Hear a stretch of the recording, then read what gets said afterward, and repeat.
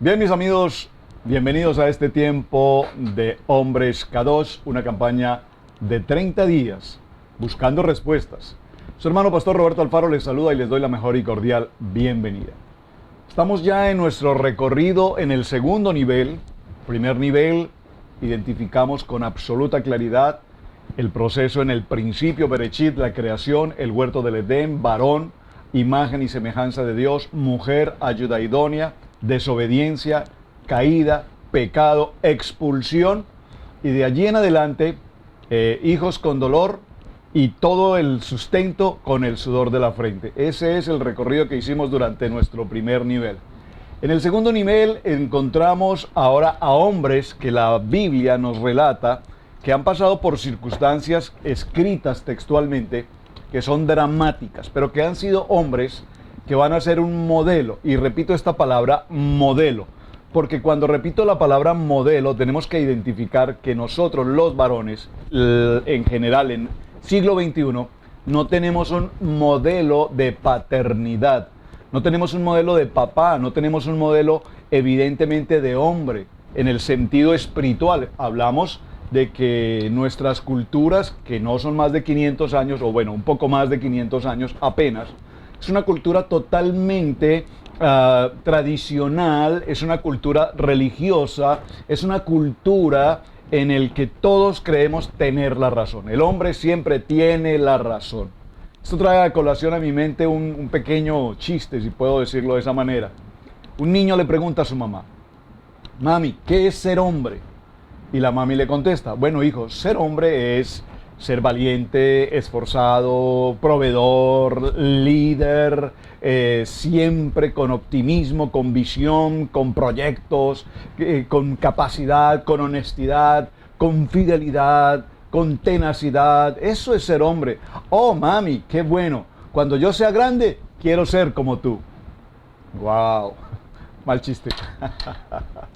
¿Qué significa esta historia? Que el modelo que hoy tenemos en el siglo XXI es en el que el hombre no tiene una identidad como varón. Recuerden que usamos una frase: no todo el que nace varón es hombre. Y esa frase tiene sentido no físicamente, sino el hombre de responsabilidad, de fidelidad, de compromiso, de valor, esforzado y valiente. Así es que en este orden de ideas nos daremos cuenta que en el siglo XXI la mujer tiene las capacidades del hombre, la mujer hace el trabajo del hombre, la mujer actúa como hombre, la mujer prácticamente no necesita el hombre. Es decir, ya hoy la mujer dice simplemente: yo para qué quiero un hombre. Todo lo que es sostenimiento, provisión, alimento, renta, sobrevivir, yo lo puedo hacer sin necesidad de un hombre. Y estamos entrando en un nivel de decadencia y lastimosamente nos sentimos identificados con un eslogan popular: ¿quién manda en la casa? El que manda en la casa, el hombre. Sí, cuando la mujer me da permiso. Y esto es interesante, hermanos, porque, repito, todo esto nos lleva a una gran conclusión. Tenemos una crisis de identidad. El varón se encuentra frente a una crisis de identidad. Cuando los hijos requieren de una autorización o de un permiso para cualquier circunstancia, ¿a quién acuden? ¿Al papá? No, a la mamá, lo que mamá diga. Papá, ¿puedo hacer esto? Lo que tu mamá diga. Entonces, vemos cómo todo este proceso nos lleva a buscar bíblicamente hombres que tengan identidad y que sean nuestro modelo. Recordemos que la palabra dice: sed imitadores de mí. ¿Quién lo dice? Yeshua HaMashiach. Sed imitadores de mí. Hay un modelo que tenemos que seguir. No el modelo del hombre carnal humano, sino del hombre sobrenatural. Sed imitadores de mí. Dice la palabra, dice el Padre Eterno: este es mi Hijo amado, en quien tengo complacencia. A Él, escuchadlo. Es decir, que la palabra sí nos está mostrando el verdadero modelo que como hombres debemos asumir. Bien, hermanos, estamos en la historia de estos dos varones que hemos tratado hasta ahora. Juan el Bautista, un hombre que no se acomodó a la cultura del momento, un hombre que tenía un estilo de vida muy diferente al común del momento, de tal manera que vivía en el desierto, al sol, al agua, vestía con ropas de pieles, Pero lo importante es que este hombre, Juan el Bautista, era un hombre conocedor absoluto de la Torá, de la palabra, y además era un hombre absolutamente comprometido con la verdad, y exigía a Herodías y a su mujer que él estaba viviendo en una condición, a Herodes y a Herodías le estaba viviendo en una condición de fornicación, de adulterio. Esto lo llevó a pasar a una circunstancia de estar preso, y posteriormente, en la historia que vimos, notamos como la hija de Herodías, al danzar con un tipo de danza absolutamente sensual, extremadamente provocativa, hizo que este rey le prometiera todo lo que ella quisiera. Y allí lo que se hizo fue un juramento. Hablamos también respecto al juramento y concluimos que cuando un varón da una palabra, esa palabra tiene el 100% de efectividad y debe ser cumplida. Por favor, preste mucha atención a esto. Cuando usted, varón, tiene una palabra, cuando usted se compromete, cuando usted dice algo, esa palabra tiene un 100% de credibilidad y por lo tanto, asimismo, debe ser cumplida. Ahora, es interesante notar porque en los niveles que vamos a ir desarrollando durante estos siguientes días, hablaremos entonces del hombre espiritual, hablaremos del hombre en la parte administrativa, en la parte financiera. Por favor, hablaremos del hombre en la parte en cuanto a la formación y educación de nuestros hijos, o sea que vamos subiendo en varios niveles. El segundo modelo que tomamos fue Pablo. Vimos la historia de Pablo y estamos en el libro de los Hechos, en el capítulo 24, y estamos desarrollando esta historia y vimos que se le acusa ahora de ser un disociador, se le acusa de ser un hombre que fomenta la violencia, de estar en contra de la ley. Dijimos, ¿cuál ley? No habla de la ley en el sentido de la Torá, habla de la ley en el sentido del derecho romano. Vemos que los judíos lo acusan, lo persiguen, lo juzgan. Y cuando hablamos de los judíos, repito, es muy importante que tengamos presente que aquí no habla de judíos desde el punto de vista del pueblo de Judá, sino judíos desde el punto de vista de hombres asimilados al imperio romano. Es decir, vivían, se sustentaban, servían a todo lo que era el imperio romano, el imperio del momento, el imperio más perverso que ha existido sobre la faz de la tierra hasta nuestros días, ha sido el imperio romano. A veces pensamos que fue Hitler, Alemania, pero realmente no fue así, el imperio romano. Ahora bien, este es el texto que llevamos y nos damos cuenta que, verso 9 en el capítulo 24, los judíos también confirmaban diciendo todo esto, habiéndole hecho señal el gobernador a Pablo de que hablase, este respondió. Vimos entonces que ha sido nombrado un hombre llamado Tértulo, un gran orador, que inmediatamente acusa frente a Félix al apóstol Pablo y lo trata de una plaga que promueve sedición entre todos los judíos. Posteriormente vemos en el capítulo 10 que Pablo hace una defensa, y este es el punto al que entramos ya hoy en nuestro cierre también de semana. Veamos la defensa de Pablo. Porque sé, dice Pablo, que desde hace muchos años eres juez de esta nación, con buen ánimo haré mi defensa. Estoy en el verso 10, capítulo 24, libro de los Hechos. Como tú puedes cerciorarte, no hace más de 12 días que subí a adorar a Jerusalén. Es decir, aquí vemos que Pablo está cumpliendo con las misbot, con las ordenanzas de la Torah. Subió a Jerusalén a adorar, a cumplir con los misbot. Y no me hallaron disputando con ninguno, ni amotinando a la gente, ni en el templo, ni en las sinagogas, ni en la ciudad. Ni te pueden probar cosas de las que ahora se me acusa. Por esto te confieso que según el camino, recuerden que los primeros creyentes fueron llamados la secta del camino. Según el camino que ellos llaman herejía, así sirvo a Yahweh, Dios de mis padres, Abraham, Isaac y Jacob, creyendo todas las cosas que en la Torá y en los profetas están escritas. Resaltamos entonces en esta actividad como el apóstol Pablo lo que está haciendo es una presentación de que él, como un creyente, conocedor de Torá, está presentando con absoluta claridad, sin temor. Por favor, subraye la palabra temor. Vivimos atemorizados por todo nos atemoriza. El hombre del siglo XXI es temeroso de sí mismo incluso. es temeroso de lo que le rodea, es temeroso de quedarse sin trabajo, es temeroso de perder una circunstancia económica, es temeroso de enfrentar un problema social, es temeroso de enfrentar un problema de matrimonio, es temeroso de enfrentar un problema con los hijos. El temor alberga en el corazón del hombre. Y esto trae estas consecuencias tan extremadamente delicadas. Ya hoy en día un padre no se atreve a hacer llamado de atención a su hijo porque teme que le llamen a la policía. Ahora, estoy hablando no estoy hablando de violencia intrafamiliar, estoy hablando de que un hombre como autoridad de casa exige, como hombre de Dios, con dignidad y con honor, que en la casa se cumplan los principios, los valores y las reglas del hogar. Hay reglas básicas, y permítame, por ejemplo, mencionar algo. En nuestra casa, una de las reglas es que nuestros hijos, y eso desde su adolescencia, no podían estar en sus cuartos después de las 9 de la noche con celular. Usted toque el celular con uno de sus hijos y ese será el peor problema que usted pueda tener. Pues con todo y el dolor y con todo y lo que sus hijos se puedan promocionar y querer levantarse en ira y en contienda, las reglas en la casa se cumplen. Se cumplen mientras usted vive en esta casa. Las reglas de esta casa son estas. Usted tiene que poner las cosas en su lugar y llamar las cosas como son, de tal manera que entremos con hijos disciplinados, formados y establecidos. Pablo nos está mostrando este modelo, habla con absoluta claridad. Luego dice en el verso 17, pero pasados algunos años, vine a hacer limosnas a mi nación y presentar ofrendas. Estaba en ello cuando unos judíos de Asia me hallaron purificando en el templo con multitud ni con alboroto. Ellos debieron permanecer ante ti y acusarme si contra mí tenían algo.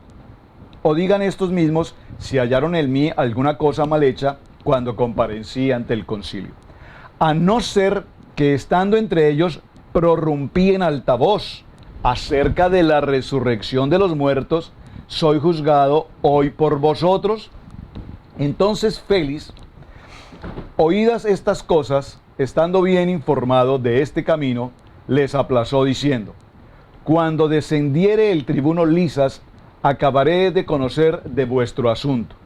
Y mandó al centurión que se custodiase a Pablo. El centurión, un hombre del Imperio Romano, un soldado romano, un capitán, si puede usar esa expresión, del Imperio Romano, para que cuidasen a Pablo, ¿verdad? Pero que no le impidiesen, que se le diesen libertades y que no le impidiesen a ninguno de los suyos venir a verle. Algunos días después, viniendo Félix con Drusila, y recuerden que aquí ustedes tenían la tarea. Esta tarea es muy importante, mi amado hermano, que usted conteste esta tarea. Hoy tenemos oportunidad de que todavía lo continúe haciendo. ¿Quién era Félix? ¿De dónde viene? ¿Quién lo nombró? ¿Quién es Drusila? Recordemos que esta mujer Drusila, su mujer, no era ni su primera esposa, y Drusila no era ni siquiera su primer esposo. Venía de dejar a su esposo, se une con Félix, están en una condición de adulterio. Es una circunstancia muy particular la que pasa aquí, pero esta Drusila es muy importante que usted la tenga presente. Drusila, su mujer, que era judía. Observen, era una judía que deja a su esposo y se junta con otro en unión libre, aunque la palabra dice se casó. No sé si se divorció, se volvió a casar. Esta es la tarea que tenemos. Pero lo que quiero significar es que era una mujer judía. Pero era una mujer judía, según lo que estamos leyendo en este texto, una mujer judía que no cumplía ni mucho menos con la Torá. ¿Por qué? Porque pues, se dejó a su esposo y se juntó con otro. Esta mujer Drusila, judía, llamó a Pablo y le oyó acerca de la fe de Yeshua HaMashiach. Pero al disertar Pablo acerca de la justicia, usted tenía una tarea: justicia, juicio y justicia. ¿Ven por qué les insisto tanto en la tarea? Porque cuando vemos estas palabras en los estudios siguientes, siempre necesito que haya claridad en sus corazones qué es justicia. Aquí no nos está hablando de justicia en el sentido de equidad, de ser justo.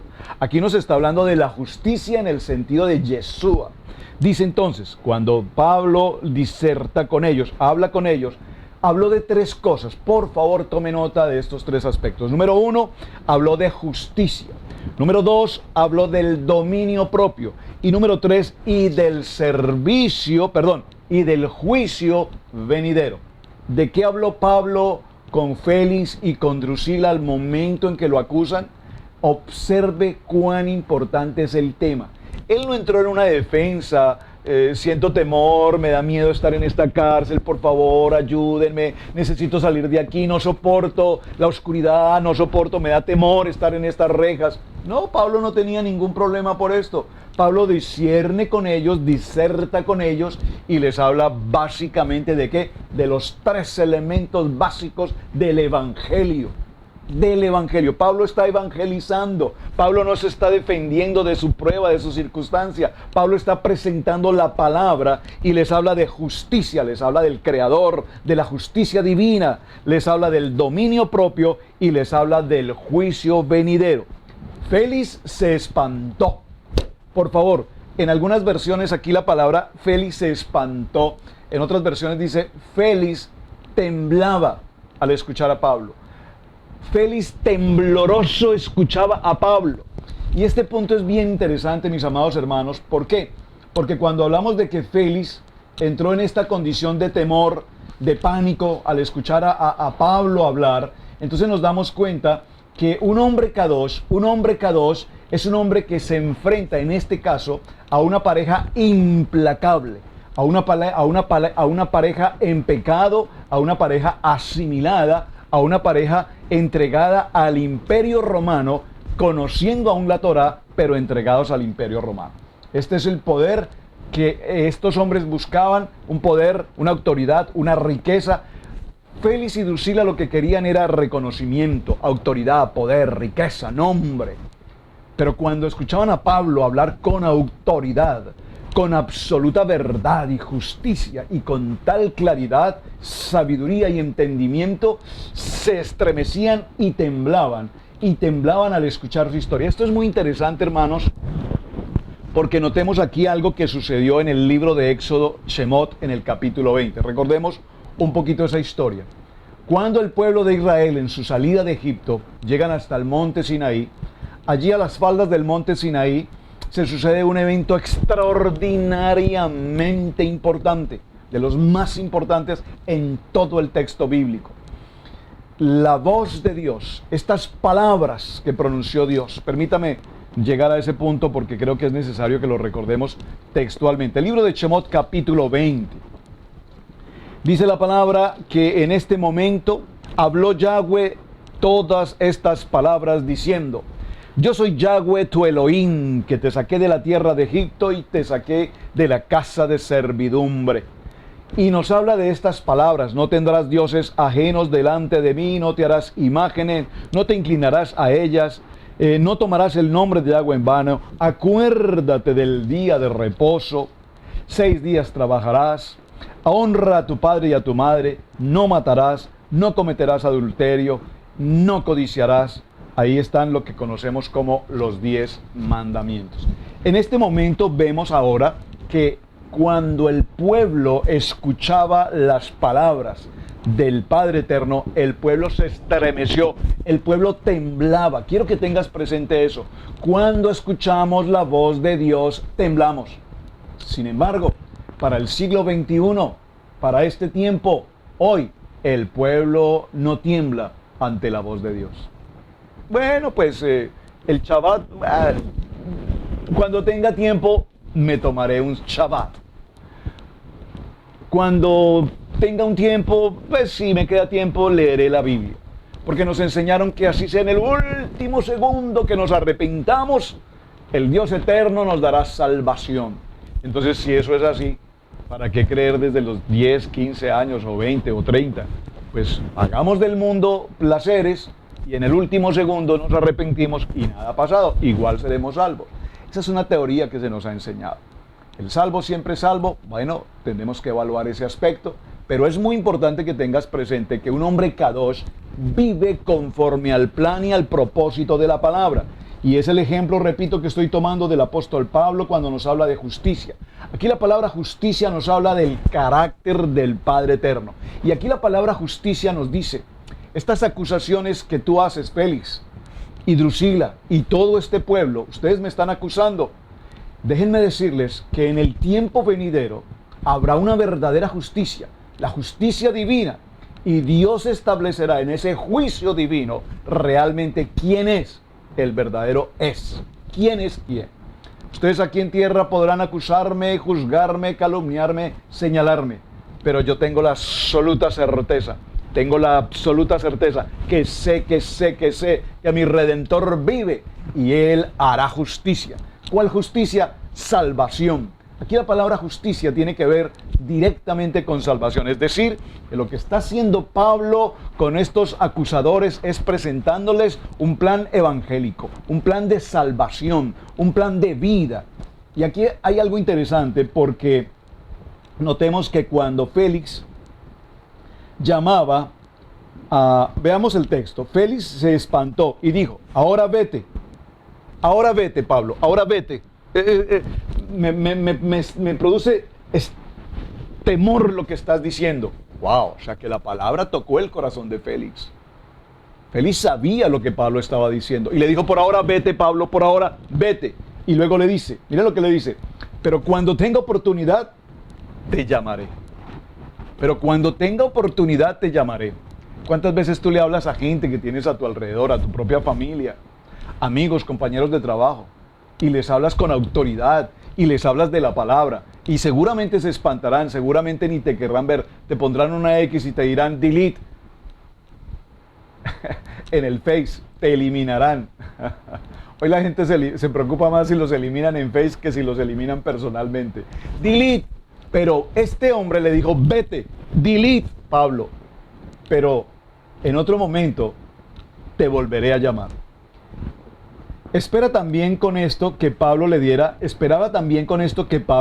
dinero para que lo soltase, por lo cual muchas veces lo hacía venir y hablaba con él. Miren el verso 26, estoy en el capítulo 24 de Hechos, miren lo interesante, es que la historia es, tengo que decirlo, ¿verdad? Apasionante la lectura de la palabra, nos da una riqueza escritural, la narrativa, lo que nos muestra es tan extraordinario. Este Félix llamaba con frecuencia a Pablo para que le disertara de la palabra, porque Pablo no hablaba de otra cosa. Pablo no le decía, ve, cuéntame cómo estuvo hoy la selección, cómo le fue el partido, cómo estuvo el Real Madrid, o cómo estuvo, yo no sé, cualquier cosa. No, Pablo no le interesaba nada de esto. Pablo le hablaba de la Torá. Y este Félix lo llamaba en ocasiones y lo tenía allí y lo escuchaba, y cuando sentía tanto temor por la palabra le decía, mejor, no, Pablo, ya, hasta ahí está bien, ya, vete, déjame tranquilo, vete. Pero lo llamaba con frecuencia y dice este texto para si Pablo le diera dinero. Es decir, este hombre del Imperio Romano estaba acostumbrado ¿a qué? Al soborno, a ese tipo de engaños. Si me das un dinerito, Pablo, pues tú sabes, yo soy el gobernador, yo arreglo las cosas, de tal manera que tú puedas salir sin ningún problema. Pero Pablo tenía claridad en su corazón. ¿Quién era él? Pablo sabía, para mí el morir es ganancia. Pablo sabía que en el reino venidero, que es de lo que él está hablando aquí, del juicio, le está hablando del dominio propio, de la justicia y del juicio venidero. Pablo sabía que en el otro lugar, allí en el reino de Dios, ni los títulos, ni los reyes, ni las posiciones, ni el dinero tienen sentido, porque allí está solamente el Rey de Reyes y Señor de Señores. Verso 27, pero al cabo de 2 años recibió Félix por sucesor a Porcio Festo, y queriendo Félix congraciarse con los judíos, dejó preso a Pablo. Observen, 2 años han transcurrido y Pablo se encuentra en prisión. Se produce el cambio de gobierno. Sale Félix y aparece Porcio Festo.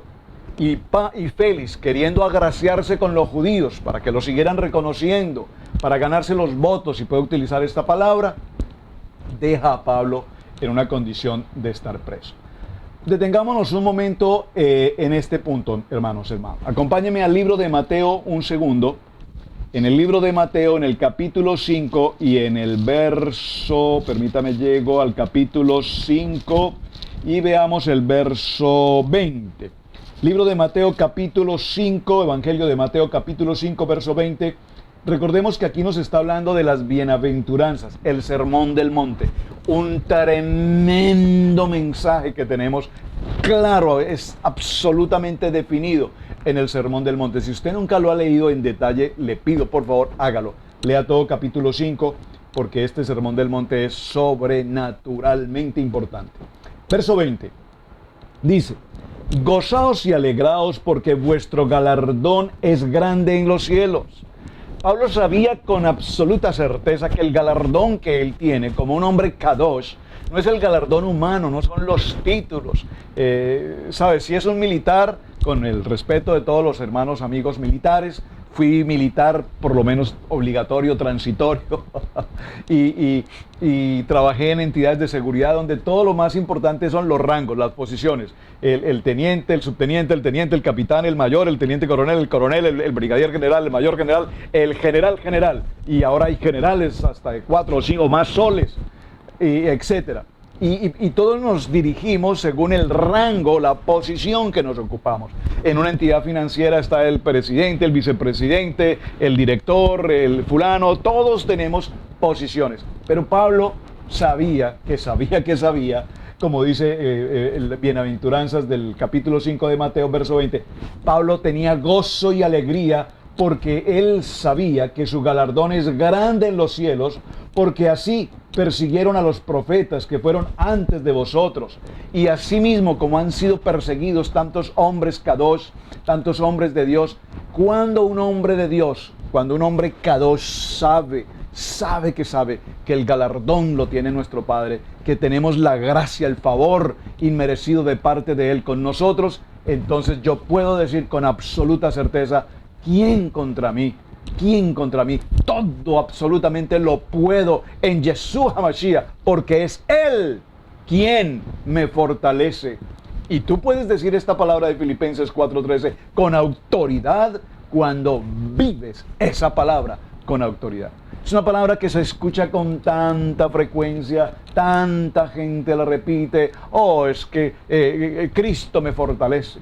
Sí, pero para que te fortalezca, para que Él esté contigo, para que Él sea escuchando tu clamor, necesitas tener una relación vertical con el Padre y una relación horizontal con tu entorno, tu familia y todo lo demás. Entonces, en esta primera parte, cuando nos habla de justicia, Pablo nos da con absoluta claridad que necesitamos tener un cambio de corazón, un cambio de mentalidad, un cambio de valores. No es el dinero la prioridad, no es un trabajo, no es la vanidad, no son los placeres, no son la idolatría. Tenemos que invertir las prioridades que el mundo nos ha enseñado, que la cultura nos ha enseñado, que la tradición nos ha enseñado. Y cuando invertimos los valores que el mundo nos enseña y nos ubicamos en el poder de la palabra viva, eficaz y penetrante, entonces estaremos hablando con absoluta claridad de la justicia de Dios. Aquí mismo en el libro de Mateo, en el capítulo 23, acompáñeme por favor, tome nota, en el libro de Mateo, en el capítulo 23, verso 23, veámoslo, dice: hay de vosotros, escribas y fariseos, hipócritas, porque diezman la menta y el eneldo y el comino, y dejáis lo más importante de la Torá, la justicia, la misericordia y la fe. ¡Wow! ¿Puedo repetir este texto? ¿Lo puede por favor leer conmigo nuevamente? Mateo capítulo 23, verso 23. Esto es un texto que tenemos que grabar inmediatamente en nuestros corazones. Mateo 23, 23. Mateo 23, 23. Dice: hay de vosotros, escribas y fariseos, hay de aquellos religiosos, de aquellos que conociendo la Torá, de aquellos que conociendo la palabra, de aquellos que conociendo los misbot, no los hacen, porque sí diezman y quieren presentarse ante todos como ofrendadores, como diezmadores, y lo presentan el diezmo, presentan la menta, el eneldo y el comino, pero dejáis lo más importante de la Torá. ¿Qué es lo más importante de la Torá? ¿Qué es lo más importante de la Torá? Dígalo conmigo, está escrito acá: justicia, misericordia y emuná. ¿Lo puede repetir? Lo más importante de la Torá es la justicia. ¿Qué es la justicia? Salvación. ¿Qué es la misericordia? El favor, el desprenderte de tu humanidad, de tu vanidad, de tu ego de hombre y servir a los demás. Y esto tiene que ver particularmente cuando hablamos del matrimonio. Cuando hablamos del matrimonio, entendemos que al venir al vínculo, al pacto, a los votos matrimoniales, nos comprometemos a dar mi vida. El pacto matrimonial es: yo doy mi vida por ti. Pero si se requiere un riñón, mira a ver dónde lo consigues. Si se requiere un pulmón, mira a ver dónde lo consigues. Y esto me recuerda en algún momento viendo videos, de estos videos que casualmente escuchamos, vemos, que una pareja van caminando por un sendero en una vía pública y en un parque, van con su carrito de niño, su bebé, y repentinamente un vehículo pierde el control y se lanza sobre esta familia. Vemos en ese video cómo la mujer inmediatamente, en un abrir y cerrar de ojos, toma a su hijo para protegerlo, para salvarlo, mientras que el hombre corre despavorido en otra dirección. ¿Estamos entendiendo este mensaje a dónde quiero llevarlo? Entonces, hay de vosotros, hombres, en sus hogares, que creen que están cumpliendo con una labor, porque traen un dinero, porque pagan una renta, porque suplen para los alimentos, y creen que están haciendo la gran obra. ¿Cómo nos dice esta palabra de Mateo 23:23? Hay de vosotros hipócritas. Dejáis lo más importante: la justicia, la misericordia y la emuná. Porque todo hombre que camina sin emuná, no sin la fe que conocemos, la fe lógica, la fe intelectual, sino la fe sobrenatural, porque para que el hombre alcance una posición dentro de su hogar como líder, como autoridad de su casa, como sacerdote del hogar, requiere justicia, misericordia y emuná. Un nivel de emuná tan absolutamente alto que solamente sabemos que sin ti, Padre, nada podemos hacer. Bien, mis amados hermanos, llegamos a este punto en esta semana. Nos queda por tratar ya para la siguiente semana y subir a un nuevo eslabón, a un nuevo nivel, que desarrollemos brevemente lo que es el contexto de lo que Pablo habla con Félix y Crusila. Les habla de justicia, les habla de dominio propio y les habla de el tercer punto, dijimos, justicia, dominio propio y ¿cuál es el tercero? Permítame llegar. Hechos capítulo 24, tarea. Cerremos con la tarea de esta semana. Le habla Pablo, capítulo 24, verso 25, de justicia, de dominio propio y del juicio venidero. Por favor, desarrolle una tarea breve sobre estos dos aspectos. ¿Qué es dominio propio y qué es juicio venidero? Para que cerremos nuestro ciclo en la próxima semana. Estos dos aspectos son fundamentales para que establezcamos la actitud de lo que estamos buscando, un hombre kadosh, un hombre conforme al corazón de nuestro eterno Padre. Mis amados hermanos, Shabbat Shalom, tengan un tiempo de fin de semana extraordinario en familia, mediten en la palabra de esta semana, no olviden las tareas y continuaremos la siguiente semana. Su hermano Pastor Roberto Alfaro, les saludo, muchísimas gracias, bendiciones.